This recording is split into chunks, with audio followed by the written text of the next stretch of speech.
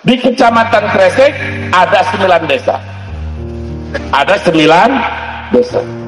Ini orang yang mau nyalon bupati selama 1 tahun lebih menjadi ketua DPC, tidak bisa membuat satupun DPRA, tapi ingin nyalon bupati. Lanjut jangan. Ini babnya bab pegang asap, pesanannya ini panjang.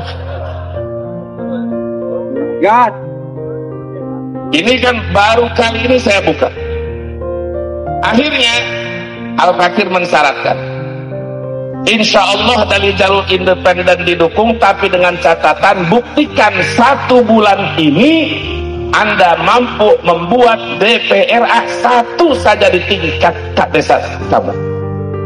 Apalagi dalam jangka 2 bulan 9 desa di Kecamatan Kresek. Singkat cerita, sepakat dulu, pulang. Dalam jangka 3 bulan tidak mampu membentuk 1 DPRA pun. Melihat dari akhlak-akhlak yang kebiasaannya, oh ini mau memanfaatkan itu, sehingga Al-Fakir perintahkan kepada Habib Hasan, jangan sampai ormas FPI dimanfaatkan oleh kepentingan orang.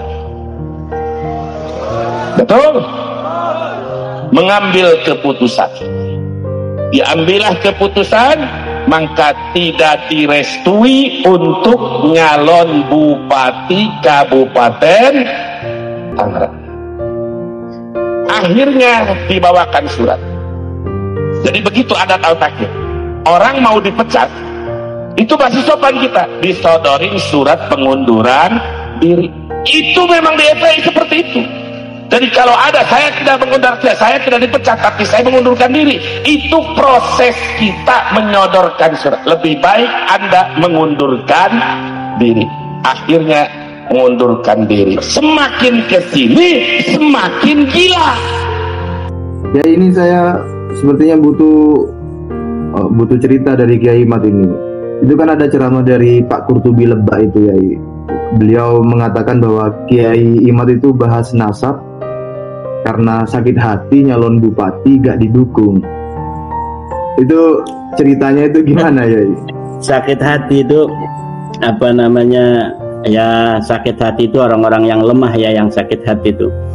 Kalau mengenai calon mencalon itu Mas Rifki, keluarga saya ini ya selain dari keluarga pesantren santri juga keluarga banyak politisi.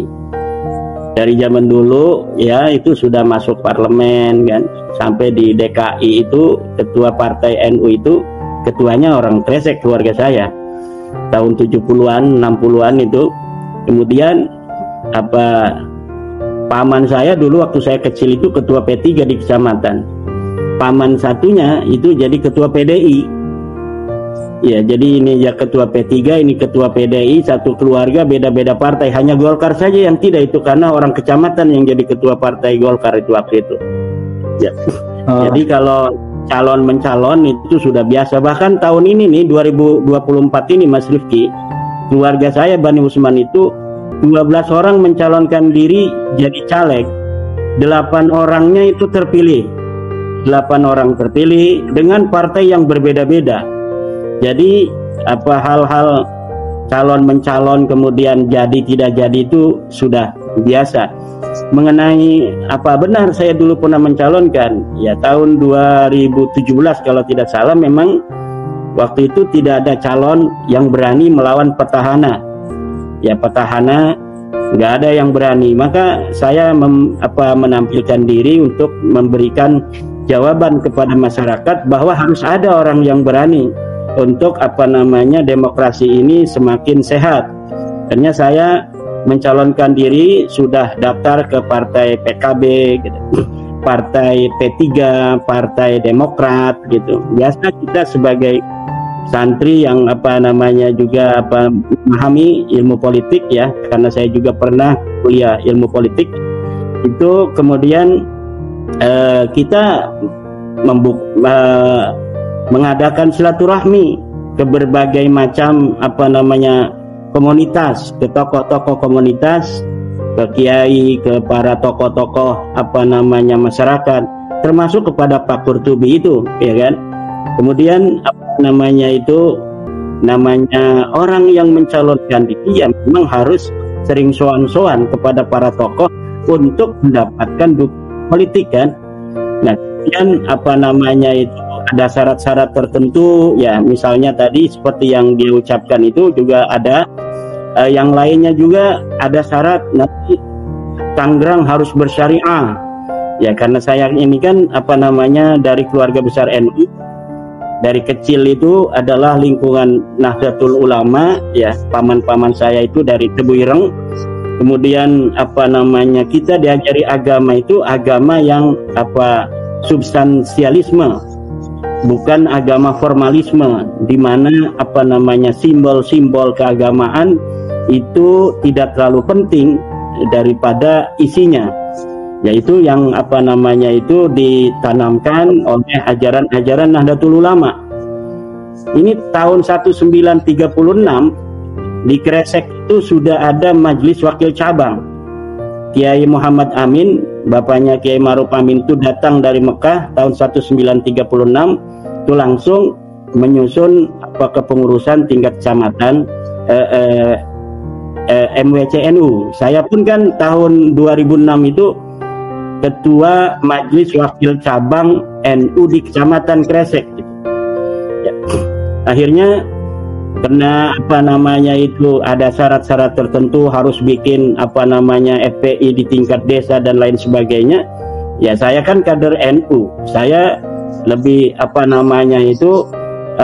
menjadikan ajaran-ajaran Nahdlatul Ulama inilah yang harus menyebar di tengah-tengah masyarakat, karena ajaran Nahdlatul Ulama adalah ajaran-ajaran yang telah terbukti sebagai ajaran yang mampu membawa keberagamaan di Indonesia seperti sekarang ini, mulai dari zaman Wali Songo, ajaran-ajaran rahmatan lil alamin, ajaran-ajaran yang penuh dengan toleransi, ajaran-ajaran yang penuh dengan akhlakul karimah, diajarkan oleh para Wali Songo, kemudian kepada para kiai sampai kita hari ini.